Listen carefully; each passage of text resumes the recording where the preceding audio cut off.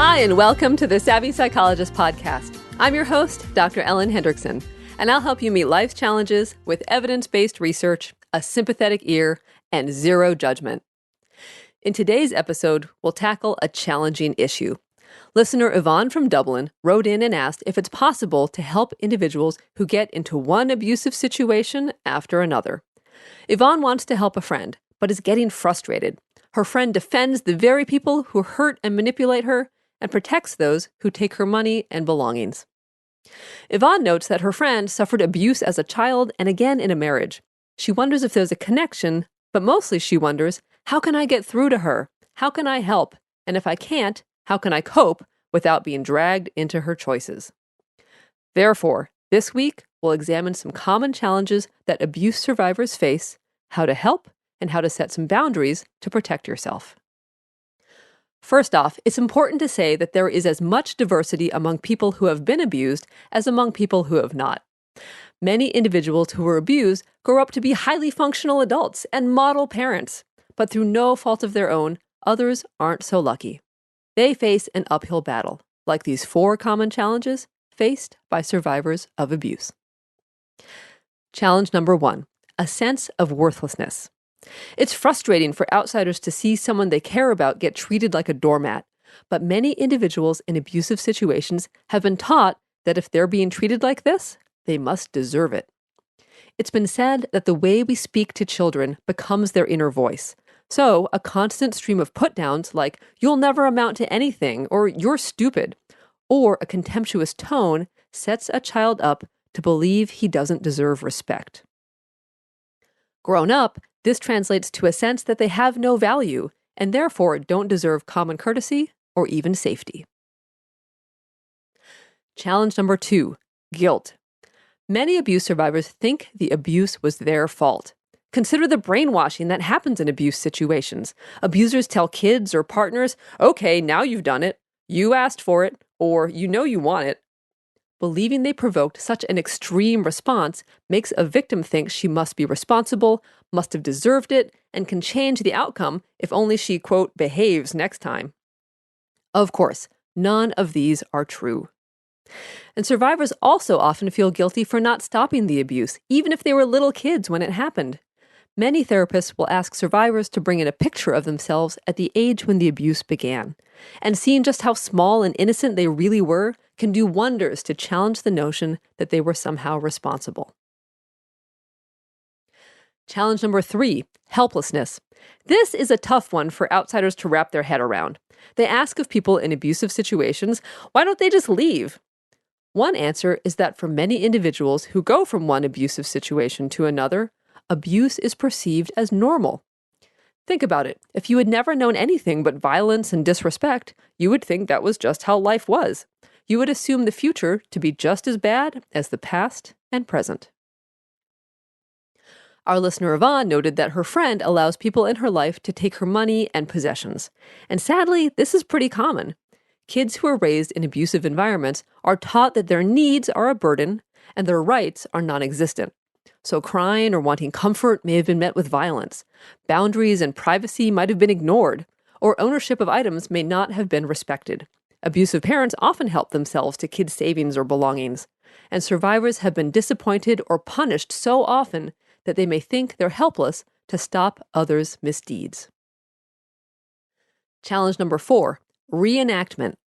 To the exasperation of those who truly love them, people who were abused often date or marry a series of abusers, or find themselves in abusive or exploitative, quote, friendships. Why? Again, there are as many answers as people involved, but here are some of the biggies. One is that people who survived abuse may have been taught that love and violence go together.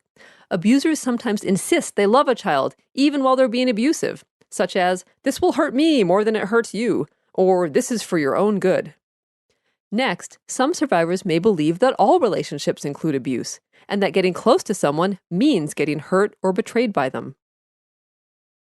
Some, but not all survivors think they can fix things or change the abuser if only they try a new tactic. This goes back to the guilt aspect. For example, if I do things differently, they'll change. A final reason goes back to the worthlessness challenge. Many survivors have had their self-esteem stomped on to the point that they're grateful to be in any relationship, think they'll never find anything better, or think that they're so broken or damaged that if they don't take what they can get, they'll be alone forever. Abusers might contribute to this by saying no one else would love them, pretending the abuse isn't so bad, or insisting that the victim is just being dramatic. So, what can you do if someone you love keeps getting into abusive situations? First, know that it's normal to feel helpless and frustrated. You can't rescue them. But what you can do are these 5 things. Tip number 1, be an exception. When an individual keeps getting into abusive situations, be an exception in his or her life. Be loving and respectful. Listen to and believe them. Be reliable. Do what you say you're going to do. In short, be everything their abusive friends are not. It will show them that at least one person believes they are worth treating with respect. And that may make all the difference. Tip number 2, oddly, keep it about you. What I mean is to use I statements. I'm worried about you. It's not okay with me that he takes your money. I'm scared this will happen again. When you use you statements, like, what were you thinking? You need to get out of there. You can't let her do that to you. It quickly escalates into blaming the victim. Plus, it demonstrates you're not a safe person to talk to.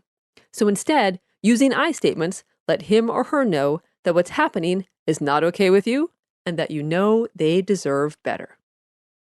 Tip number 3, balance boundaries with support. The hardest part is watching someone you love get out of an abusive relationship only to go right back. You breathe a sigh of relief only to start the cycle again. Some people give up on their loved ones, and you wouldn't be alone if you threw up your hands and walked away. It's crazy making, but do your best to stick it out and be supportive. However, you don't have to feed the fire. If money you lend always ends up in the hands of the abuser, you can stop giving financial support. If you're hosting a family gathering, you can refuse to invite the abuser.